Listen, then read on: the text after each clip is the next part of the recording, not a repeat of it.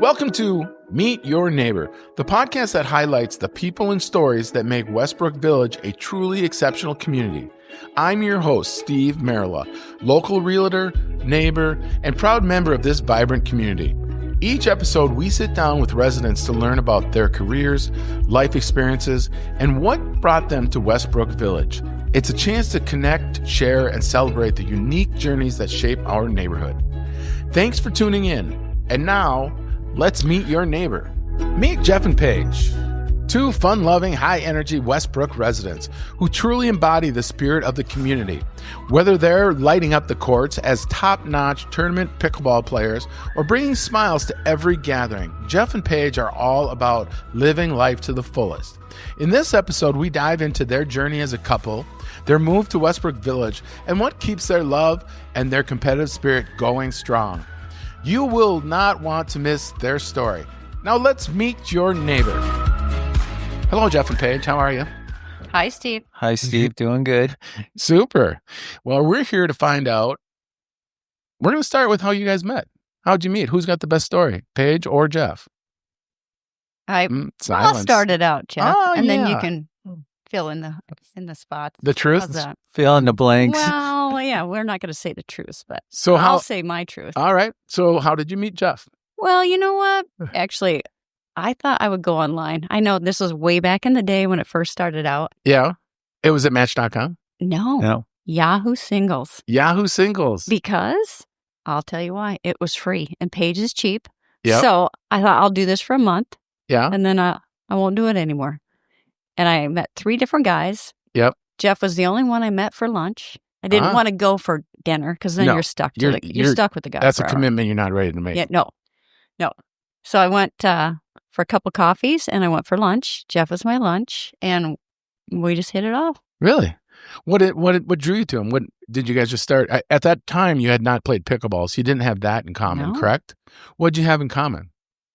I think our stories. Because we both Midwest. We're both from the Midwest. We got family values and sure.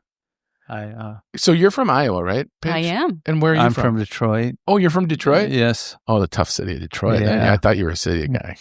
I knew you were a country girl. But I can give a quick little story to add on to it. But when I was going to meet Paige for lunch, I got there early. Yeah. So I called Paige up and I'm like, are you here yet? And she's like, no, I'm not there yet. And she was thinking that I was going to blow her off. Oh, yeah. And I was like, no, there's like 20 Honda Civics out in the parking lot here. I didn't know if you were here or not yet. And she was like, no, but I'm almost there. So yeah. So you were you knew her by her car, her Honda Civic? Well, I just work on cars my whole life. So I was like, well, there's a bunch of Honda Civics out here. I'm like, is this one of hers? Is she already inside the building, not waiting for me outside? And I really thought, oh, this guy, this is the last time I'm doing this. I don't need this. Were you working at the auto body shop? Or yeah, I was doing body work at that time. What were you doing at that time? I was working on the human body. I was in the fitness industry. Oh, okay. So, we both did body work just on different things. Yeah, different things. One's easier than the other. Right. One doesn't talk back. So then, was it love at first sight? You guys just knew, or did you go through the dating process? We dated for a while, 3 years. Yeah, 2.5. Yeah, 2.5. Yeah. Awesome. When you're talking to Paige, talking to the microphones there. Don't look at her. Jeff cannot stop looking over at his beautiful bride. Yeah. Still in love. Gosh, it's beautiful. So then we move along and you guys you're going to pop the question, get married, or how does this progress? How long did you date until you got married? It was, first I went to her dad, talked to her dad, asked for her hand in marriage. And her dad was like teary-eyed and said, that was great. And wow, why don't you come in and tell Jan the great news? And I walked in the house and it was the Republican convention, and Jan was all sprawled out on a reclining chair with a margarita in her hand. And she was meeting her new son-in-law. Yeah, she was like so involved in it. And then Bob's like, Jan, Jeff would like to tell you something.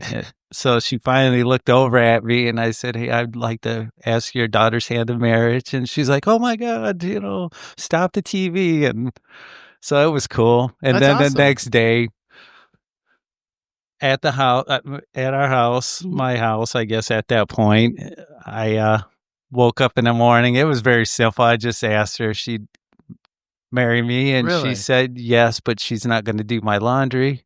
Right. Well, that changed. I do his laundry. You do his laundry now? Well, I find that my wife won't let me do my laundry because she says I don't do it right. But how hard is it?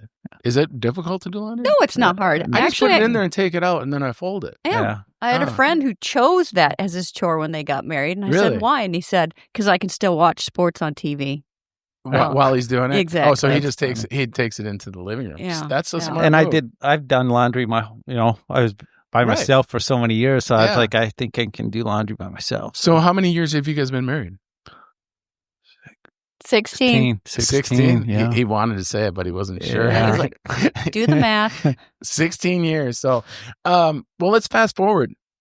I'm sure you lived around, did you always live in Arizona? We did as a couple. Okay. Right. So, living in Arizona, what areas did you guys live in? We lived over on 7th Street in the 101 Okay. in that area. Is that Phoenix? Mm-hmm. Okay. North Phoenix. And Okay. we thought, we were on the HOA board Oh, wow. of our small community. Yep. And we could see it was getting to be a struggle. And it was a fight. And we had moved my brother into phase 1, Westbrook. Oh, really? And I said, Jeff, would you consider Westbrook? I couldn't even put a question mark in the end of that sentence. No and he said, way. No way. What didn't you like about Westbrook? Or were you not ready for a retirement community? I wasn't ready for the retirement community at that point, I think. So I said, no but fast way. forwarding, don't you find? I find that the retirement community is busier than any other community I've been in. It's totally a false statement about retirement community. Yeah, because it's active. Don't you agree? It's the greatest thing we ever did. Yeah, that's awesome. So how'd you overcome him not wanting to come in here? He actually had a day off, and then he went to go to an open house. Yeah, and he said, Jeff, being the guy that he is, he's a maintenance director, and he did auto body work, so he works with his hands. He can see a vision. He said, those houses have good bones. I could see it. Remodel it, make it our own home, and do what we want to it. And it had a 3-car garage, so there's a lot of pluses. You looked at the first one and bought the first one, or no? Pretty much. We looked at a couple of them, but this house we had our eyes on from the first time we came in here. We got lucky enough that it never sold, but our realtor took us to both phases, and we ended up getting this house, which was pretty cool. Yeah, 3-stall garage is so rare. There's only about 640, I think, out of 3,000 or 4,000 homes. Wow. There's 457 that are not on the golf course, and 640, I think, that are on the golf course. So yeah, having a 3-stall and the 2-stalls are so small. Yeah, they're shorter. I'm showing people right now 2-stall garages, and then every one they got to measure to see if they can fit the truck in it. Yeah. You know that. Yeah, I know. We just bought that new car out there, and I was like, is it going to fit in the garage? Right. Yeah. It fits. It's tight, but it fits. So what? So you ended up moving here. Right. What do you like most about Westbrook? You guys were kind of youngsters when you moved in, I bet. Mm-hmm. And one thing I will say is when we actually got this house and we came back and started looking at it, the neighbor across the street had walked over and said, I believe that house is sold already. Really? And Paige is like, yeah, it's because we bought this house. And it was Riley and Carolyn. Oh, yeah? And yeah, he said, come on in and meet my wife. Really? Yep. So from day one, that's why, you mentioned the word community, like Westbrook is a community. It's not just, absolutely. Your neighbor next door or across the street, them all around. But the very first people, they were open their door, invited us right in. And, nice. And then she also said, if you're bored in Westbrook, it's your own fault because there's so much to do. And everybody says that. And I agree 100%. Yeah. Exactly. There's plenty of amenities here. Yeah. So what's your, this is the question I know the answer to. What's your favorite thing to do in Westbrook, Jeff? Pickleball. How great has pickleball been for these people? Pickleball has opened up me and Paige to meeting more people and more people and more people, and it's been it's a blessing in disguise for us. I mean, we've got to do so much. We go to parties now. We play cards here now. It's just opened up all the options, you know. It's I have to think though. So we're big into pickleball, and I'd love to talk about pickleball, but I have to think when you mention cards, all the other communities, the glass community that does all the glass art, and I don't even know all the clubs there are. Ceramics, woodworking, sewing. I mean, I think that there's so many different clubs in here that have to be cool. I need to go down and make some money on that billiards. The real estate's not going that great. You know? Yeah, it is amazing at how many different things we can do here. I mean, and then you have the pool. You have 2 pools. 2 pools. Yeah. That was another reason we sold our last house, is because we were done with the pool too. So done taking care of your own pool. Yeah. Right. So we come here and use the pool and put it away, you know. There's a whole different community at the pool. So when the pool was closed on our side, we're on the Vistas. We'd go over to the lakes, and we didn't know there was a Vistas pool because it was being under construction when we moved in. But now you meet a whole community of other people that are at the lakes swimming pool. Mm-hmm. So now we have to go to the lake swimming pool every once in a while to meet your old friends from the lake, right? To let them see you again. Yeah, so you can keep in touch. It's just, you grew up in kind of a small town in Iowa? I mean, they're all small, aren't they? 30,000. So, I mean, it was kind of small. It wasn't real big. Well, did you grow up in Detroit or a suburb of Detroit? I grew up in Detroit. Oh, really? Yeah. Were you a rapper? No rapping. I was about 7 years old when we left. So. Oh, okay. But I feel like this community is like a small town. I mean, it is. Good and bad. Everybody knows your business. But I also believe that when you guys when you talk about good bones in these homes, this HOA that we all, love-hate relationship does a good job keeping our values up. Don't you agree? Oh, definitely. That was one of the other reasons that we brought in here, was like you could see that the community was still well kept. Yeah. That they, yards were big. You didn't live exactly right next door to your neighbor. There's a little space in between, but it just, everything, even the first, I think, week that we moved in, they were trimming trees in the common areas, Right. Watching the maintenance around here is always here. Oh, they're always working on improving our neighborhood. I love it. Yeah, it's awesome. Yeah. What else you got? What else do you guys like to do in here I will tell you how we really got to know other people aside from on our street was we had a dog. So we would walk our dog, and we had a rescue dog. Yeah. It was kind of a unique looking dog. Yeah. So we're out walking. We walk the dog a lot, and we got to know a few people that way. Yeah. And then one day Jeff comes home and says, "There's a dog that looks like Jake."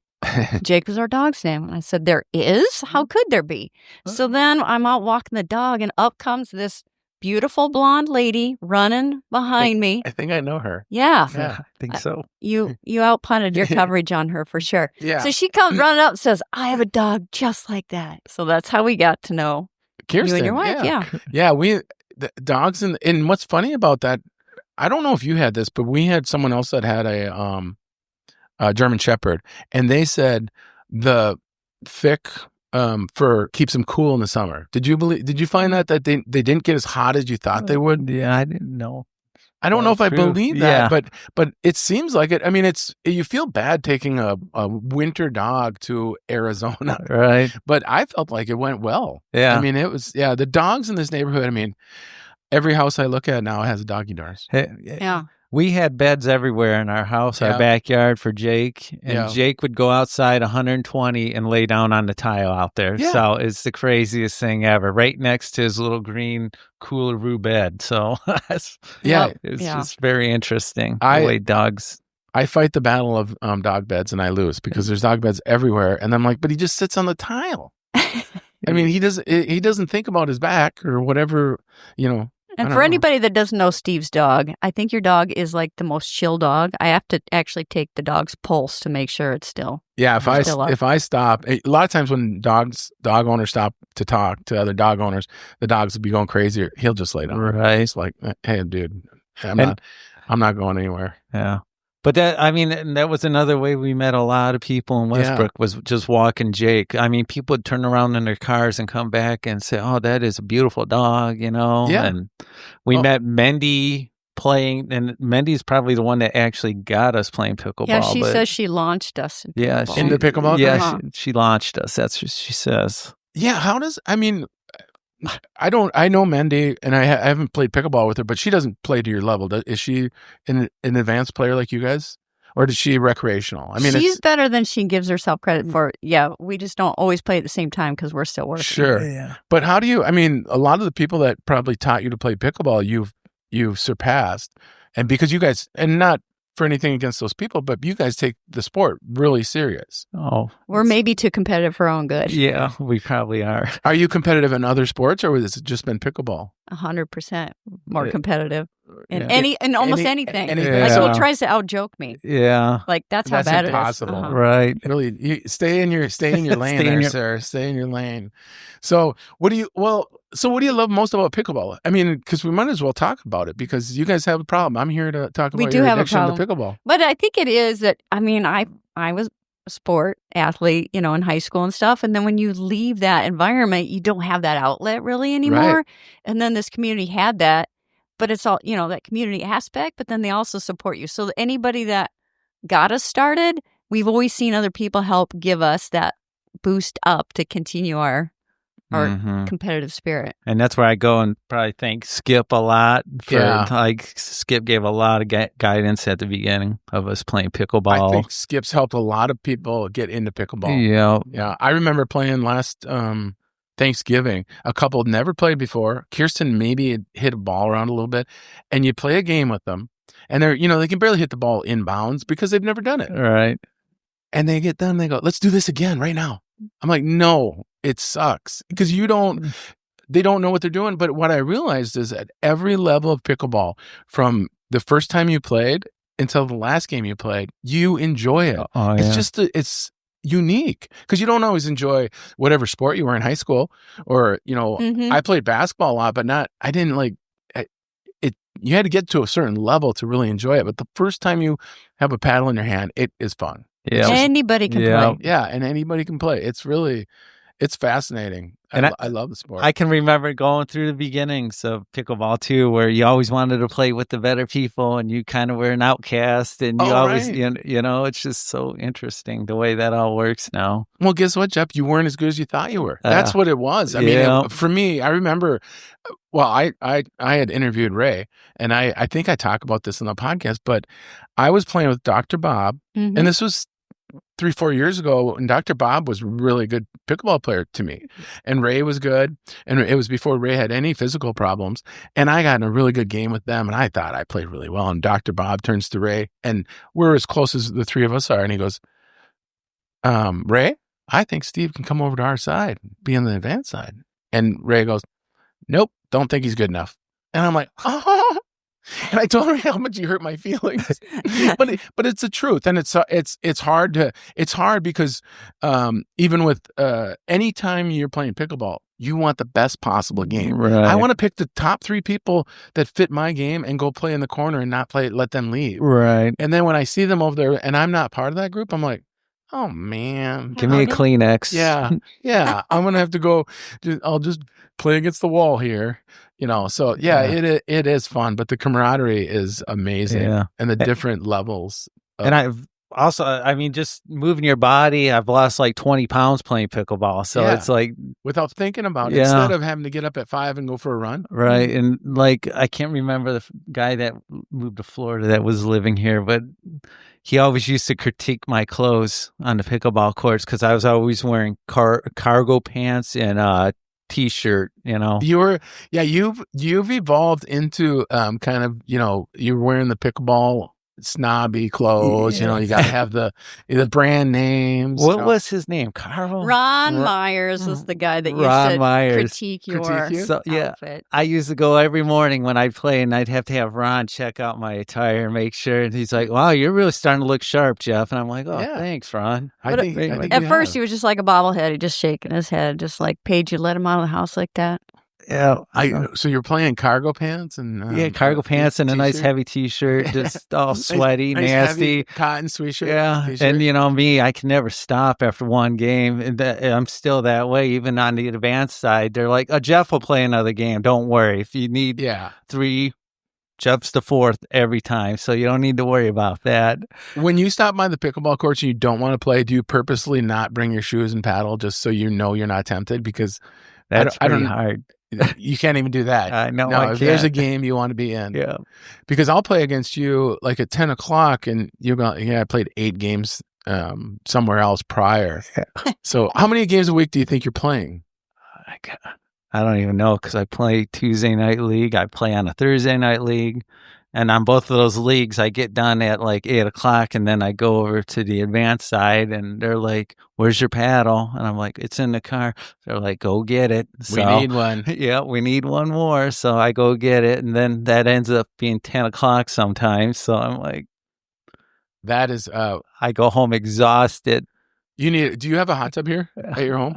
Or no, we use the one over at the Vistas. Yeah, I would go to that hot tub right afterwards a lot of times because it's that heat therapy I think really helps for the joints because I'll get up. I mean, if you just sit down after playing at the court, it's hard to get up, and that doesn't go away, does it? It's just our age. Is that it? I think so. Badge of honor. But I will say, when we first started out, this lady in the area, her name was JD. She's said, hey, if you ever want to play, let me know. Well, we couldn't get into social ladder, it was full. So I said, JD, I got a bone to pick with you. And she's like, what is it? So can we get in social? Well, we might need to see you guys play in your ability level, but she still got us in. And then from there, obviously it exploded. Yeah. But I will tell a fun little story because Brett in the neighborhood, I would ask him some questions, and clearly I had no idea really what I was doing. And I just asked him a question, and he's talking about, well, you got to hit a shot to set up a shot. I'm like, what does that mean? And he's explaining it to me. And now it's a couple years later, and we all play in tournaments together, and maybe even come home with a medal. So it's like that. It just makes you a little proud that, okay, for he brought me along. Yeah. So when you guys first started, was there a significant difference on who was better between the two of you? Jeff was way better. Was it? Because it seems to have equaled out quite a bit. Yeah. Paige has really come on, right, then? Because if you're not a lot better than her anymore, I'm telling you that. we both got natural ability, I think, as athletes. Yeah, he's, for a guy, you're strong, and for a gal, I'm up there trying to play with. Oh, you whoever. And I had an argument the other night about you, Jeff. Yeah. I won't say who the other player was, but the argument went, she's not at the table, by the way, and it was a male. And I was like, I think Jeff's a better player. And they go, no way. And I go, you just throw that paddle out there and get your shot. I mean, I know I don't mean it disrespectful throwing out there, but you throw that paddle out and get shots that nobody's getting. And it's incredible to see the unique shots that you get. It's just fun to watch. I mean, it's special to when you hit those cross court shots and they're out of bounds already, and you're like, yeah. And I think a lot of it comes from, I did grow up playing a lot of ping pong, so I do have a lot of snap in my wrist, so it's kind of interesting that way. But. Well, Steve, you probably have the fastest hands I've had to play on the other side of the net against. Yeah, Steve's got pretty good defense. You are quick. I always tell everybody, man, you're quick, even around your body. I'm like surprised how fast your hands are. Podcast is not about me, Jeff. It's about you. Okay, you too. So, what is special besides pickleball? I mean, we kind of talked about it, but is there something that this community has that no other community has that you looked at? I mean, I can tell you what other people say, but why? The HOA is very very well priced. Live in this community compared to what they're building now. Sure. So the value is a big deal for you. Oh, yeah. The value's like, me and Paige always said if we didn't buy our house when we did, we probably would not be living in Westbrook now. So that's the honest God truth. Yeah. So. Yeah. And with the HOA fees for that annual fee, I mean, you have the rec center. You've got all those clubs that you could be in. I mean, there's just so much. Because at our former community, the HOA fees went to your common grounds. Like there was a couple green belts and trees. Okay. that was your amenities, But it wasn't two beautiful pools with No. all the. I mean, well, you mentioned billiards. They have beautiful right pool tables over at the other side. right. Yeah, They got computer club. I mean, it's endless. yeah. The woodworking shop. Woodworking shop. I mean, They they got it got all. 2 halls, bingo. I mean, Yeah. we played bingo a few times. It's just another social event, huh? Yeah. So if you guys have 2 people that you're playing against in pickleball, do you have 2 favorite people that you'd like to take on that are the most challenging and rewarding for you 2? And maybe there's not 2 that play together, but is there someone that you just like when you play against them, it's always a pretty good game, or gosh, I like beating them? Maybe that's 2 different groups. That's a really good question. Who do you really like to beat? Come on, there's got to be Oh, somebody. I love beating up on KC. Do you? Oh yeah, yeah, because he calls you names. Yeah, he got some. Yeah, he's got some It's interesting not clean names. enough for a podcast. Yeah. he I noticed he has nicknames for you, so I thought maybe there was a little grudge there. That's awesome. Yeah. Are you? I mean, Casey's such a great player, right? Is he levels above everyone else here, or is he a level above I'd say most players here? Casey is a level above. I think he's pretty good. Mm-hmm. I mean, I would say he's put the most work in. I mean, he is committed to that sport. I mean, every time I see him playing in the mornings here, I used to. He doesn't do it much anymore. And he'd be in his running shoes. He goes, "I've played for 2 hours." Yeah. And it's funny because the thing about pickleball players here, like especially like 3-0 players, they will be like, "Well, I played against him. He's not that good." I go, "You've never seen the best player's best games unless you see him in a tournament." When you're playing social, you play social. Right. We're working on shots. You're having fun. And that's what's great about that sport. You can turn that sport on or off, where you can't do that with football, basketball. I don't even think you can do it with tennis because you'd be chasing that ball all day. Right. Where I like to work on my in-between leg shot as much as possible. Right. People really find that annoying, don't they? That's a great shot. It is a great shot. No, well, you even had the behind the back shot. I do have a couple of shots. The Scott Sutherland shot. I don't like to.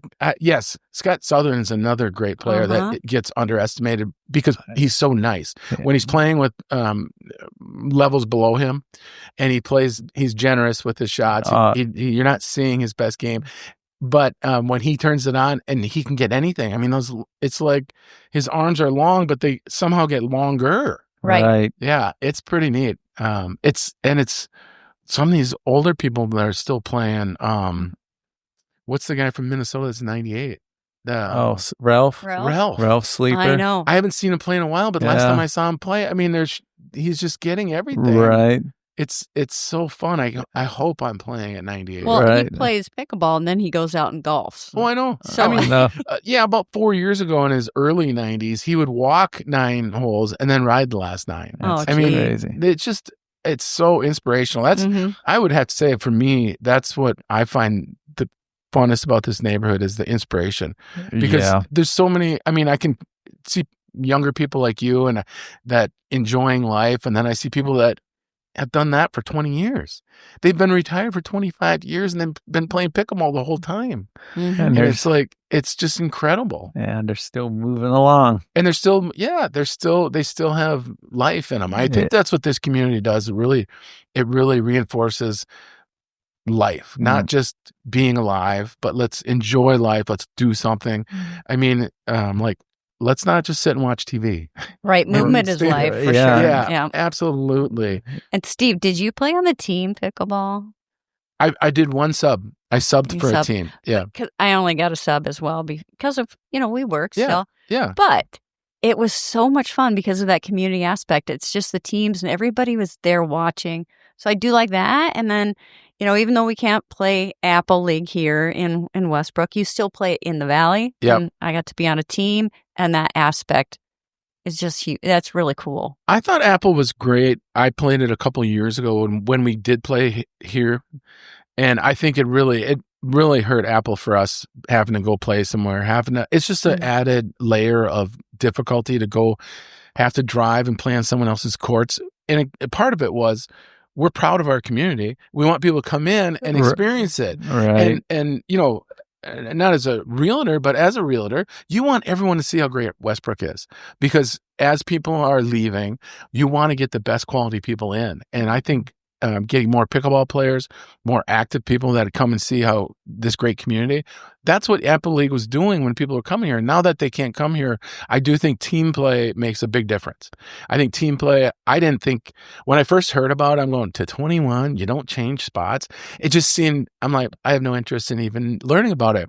And who started that? Nancy? Mm-hmm. And she did a great job, because I wouldn't have it every day. Let's have different teams every day, because nobody's playing at 1:00 anyway. It's not hurting the use of the courts, and it's so fun to watch. I mean, yeah, I love it. Yeah. Yeah. Yeah, I even kind of went down after work a few times and just watched, because I couldn't participate because I'm still working. Right. So it was fun to go down there and watch the team play. And I like the way they just kind of pick the teams. So that's a nice draft little the teams and try to make them even. The draft is very cool. I think this could evolve into something, and we could have drafts, and we could have players get on a roster, and let's pick like we did in high school. You have 2 teams, you pick, I pick, you pick, I pick. Right. And yeah, it could be a lot of fun. Mm-hmm. Yeah, I for think sure. so. Guess what? 30 minutes. Doesn't time fly by? It does. It does. You're Wow. so interesting. Yes. You are. If you don't say so yourself. Well, I really appreciate it, and I'm glad we're doing it here in your home, which you have a beautiful home. Yeah. Really appreciate it. Thank you very much. Yeah, thanks, Steve. Thanks, Appreciate Steve. it. Thank you. Thank you for listening to the Meet Your Neighbor podcast. If you enjoyed today's conversation, be sure to subscribe so you never miss an episode. And feel free to share this podcast with your friends and fellow neighbors. Until next time, take care and keep connecting.